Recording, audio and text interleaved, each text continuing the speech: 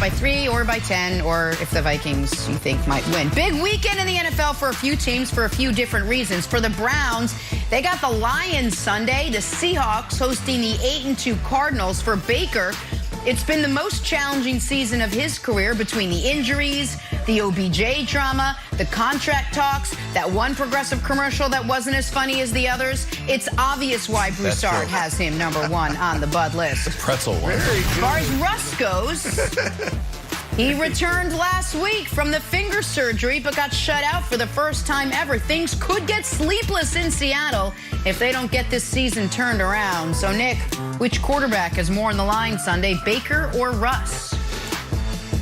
Jenna, quickly before I answer, true story, last night watching Thursday Night Football with my youngest, the 8-year-old Deanna, Baker's Progressive commercial comes on. She says to me, "What does Progressive do?" I'm like, I tell her, they sell insurance. She says, "Then why are all they do is make funny videos?" I'm like, "Oh, Baker's got another fan, funny videos, 8-year-old approves." She didn't understand the idea of it, but now she's a Progressive fan for life. There you go. You and Deanna right there, Jenna. There you go, all right. Deanna. I think, a surprising answer here. I think Russ has more on the line. And here's why. Wow. I am 100% confident, Broussard, that next year, Baker Mayfield will be the Browns quarterback.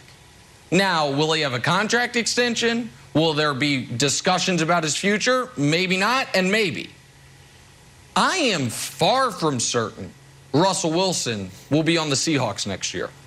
And the more I think about it, I feel like Russell Wilson is about as likely to be on the Seahawks next year as he is to be on the Giants next year.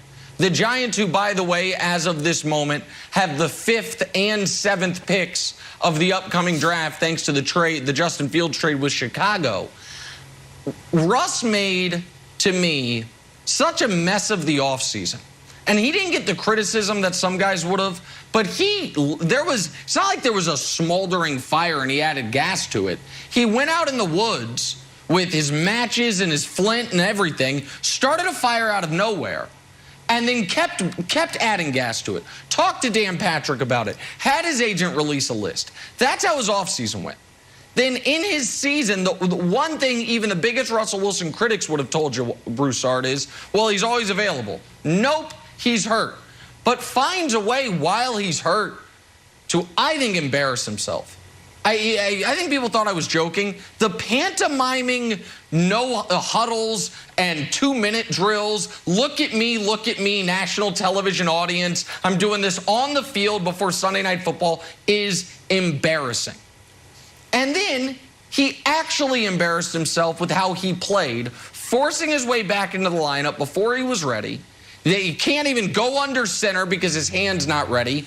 And then also leaking to the media, he has actually expanded the length of days in order to work rehab. He has bent the space-time continuum so he can get his finger ready. The whole thing has been embarrassing. And if they fall to 3-7, when he was already unhappy, I would imagine he's getting some eye rolls from the locker room. I think there's a real good chance Russ gets his wish and he gets out of there this offseason. So I think he has more on the line than Baker, who I know is going to be the Browns quarterback next year. Okay, first of all, Nick, I thought the pantomiming out there talking to nobody, that was cool. It wasn't corny. It was cool. All right, what it was, you hear athletes talk about visualization, right? Visualizing how important it is. This was just taking visualization a step further to the next logical step. Yeah. That's all it was. Yeah, is that any cornier than Dak with his little hip moves and, all that stuff? Well, I mean, no. The hip thing has a purpose. The hip thing has a purpose. This did too. Didn't say Drew Brees does this? No. Russ is not a look-at-me guy, even though he's alter ego Mr. Unlimited. He's not a look-at-me guy, all right? So I disagree with that. Secondly, Nick, everything you said about Russ maybe not being in Seattle, don't you think that's still there even if they win? right? I mean, if they win, it's not like, oh, here come the Seahawks. Wilds was right. They're going to the Super Bowl. 4-6 in the NFC, Broussard, to answer it quickly. 4-6 with a win over the Cardinals. They'll be only probably a game out of the final playoff spot. Like, I feel like with a win this week, the Seahawks are afloat for the postseason. But go ahead. I'm sorry. Okay, fair. But thirdly, if Russ is out of Seattle in the future, it's his call. It's because he wants out. If Baker is not in Cleveland, it's because he got booted out. All right, and I get it. Most likely he's their quarterback next year, but they got to kick the tires. That front office is pretty good. They've got to kick the tires on Aaron Rodgers, on Russ, and on Deshaun Watson if he's able to continue playing football. They've got to at least look into those things. And so while you're right, Baker probably will be the quarterback, it's not a guarantee, and it's not going to stop your team from looking elsewhere at the other people out there. And here, just to finish it off, why it's got to be Baker Wilds. Baker has no contract, no long-term contract. Baker's playing for a team that many people thought would reach the Super Bowl or at least the AFC Championship game, and they're looking right now like they might miss the playoffs. And oh, by the way, he threw for 73 yards last week. This is much more on Baker than it is Russ Wilds. So he threw for 73 yards last week because he went into that game hurt, and he got more hurt when he left Foxborough. He had this quote, Nick, "It's probably the most beat up I've been." He's talking about his condition right now. Don't play. If I was Baker, I would not play. Exactly right, Jenna. I wouldn't play. It's a Lions game. It's not Squid Game. You're allowed to take some time off.